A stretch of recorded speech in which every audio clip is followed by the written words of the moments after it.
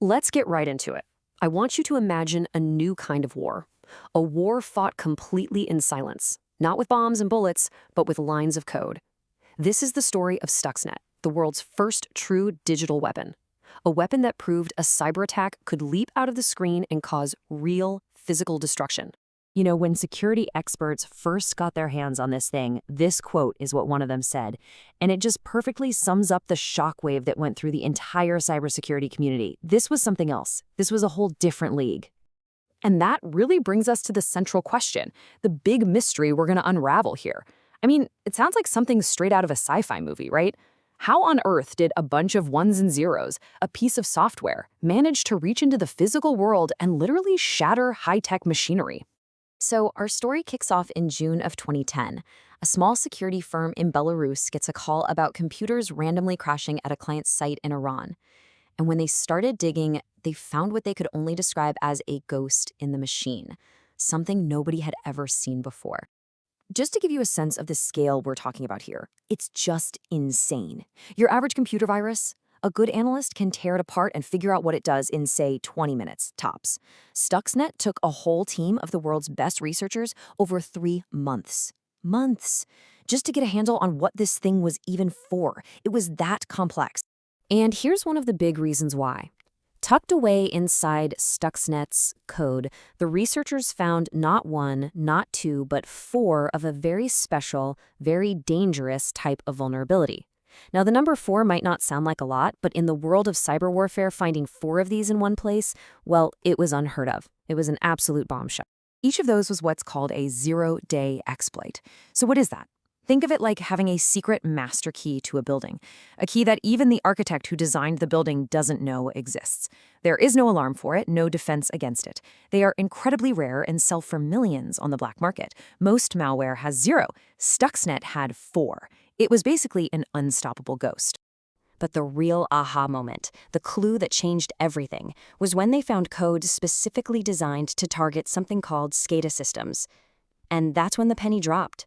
This virus wasn't built to steal your bank password or send spam emails.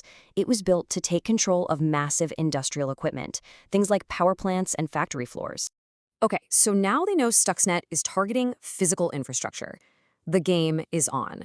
It becomes this massive digital detective story, with researchers all over the world trying to follow the clues to figure out what exactly was this weapon aiming for.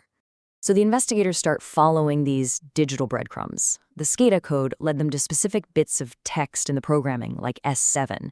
That, in turn, pointed them directly to industrial software made by a company called Siemens.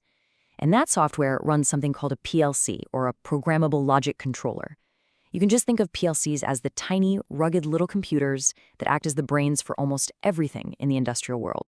This really puts it all into perspective, doesn't it? We're talking about a complete paradigm shift. The goal wasn't theft, it was destruction.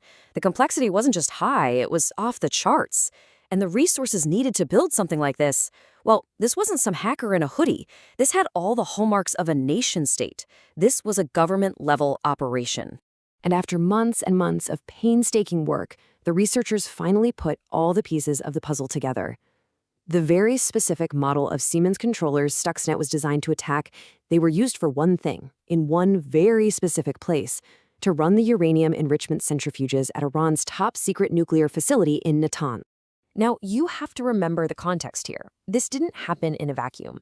The Natanz facility was discovered back in 2002, which set off major international alarms about Iran's nuclear program.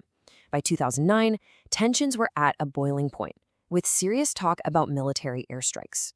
And it's right at that exact moment, Stuxnet silently arrives, and thousands of centrifuges at Natanz start mysteriously breaking down.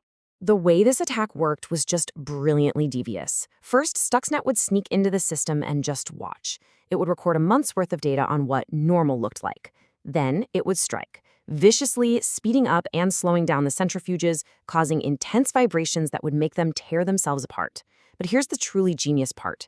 While all this chaos was happening, it was playing back that normal recording to the engineers in the control room. So on their screens, everything looked perfectly fine. They were flying completely blind as their facility was being destroyed from the inside out.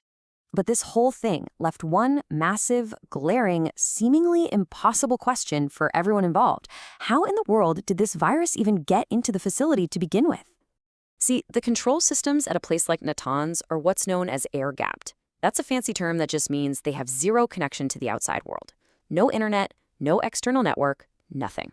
It's supposed to be the ultimate digital fortress. So, how do you get a digital weapon into a fortress that has no doors?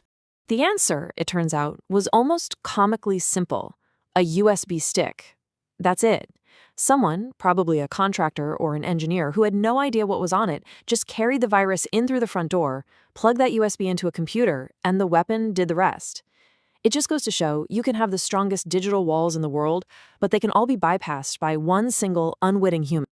So, the billion-dollar question, who is behind this? Who built this thing? Well, this quote from journalist Kim Zetter is really insightful. What she meant was that the virus was built with such incredible precision, it was designed to only damage its specific target and avoid collateral damage at all costs. That kind of surgical strike, with clear rules of engagement, that smells an awful lot like a government military operation. Now, nobody has ever officially taken credit, but all the evidence points in one direction. Iran immediately pointed the finger at Israel. Later, major reporting from the New York Times uncovered a top-secret joint U.S.-Israeli operation with the codename Olympic Games, whose mission was to sabotage Iran's nuclear program. And to this day, the United States government has a very clear policy. They will neither confirm nor deny any involvement. But you know, the story of Stuxnet doesn't really end with a bunch of broken centrifuges. Its discovery changed everything. It let a genie out of the bottle that we can never, ever put back. Stuxnet basically wrote a brand new playbook for modern warfare. Think about it. In a conventional war, you know who's attacking you. There are uniforms and borders and rules like the Geneva Conventions. Cyber war? It's the Wild West. It's ambiguous, it's deniable, it's a fight fought in the shadows, with no rules at all. This comparison to the Trinity atomic bomb test is just so perfect. Just like that first mushroom cloud proved to the world that nuclear weapons were terrifying reality, Stuxnet proved that a piece of code could be a physically destructive weapon. The world now knew this was possible, and you can't unknow that. And what was the immediate result? Well, it sure wasn't peace. It was a global cyber arms race. The second Stuxnet was discovered, nations all over the world, friends and enemies alike, scrambled to build their own offensive cyber commands. They saw what was possible, and they did not want to be left defenseless. And really, that's the ultimate legacy here. Stuxnet opened Pandora's box. The knowledge of how to build these digital weapons, how to cross that line from the digital to the physical world, it's out there now, for everyone, and there's just no going back.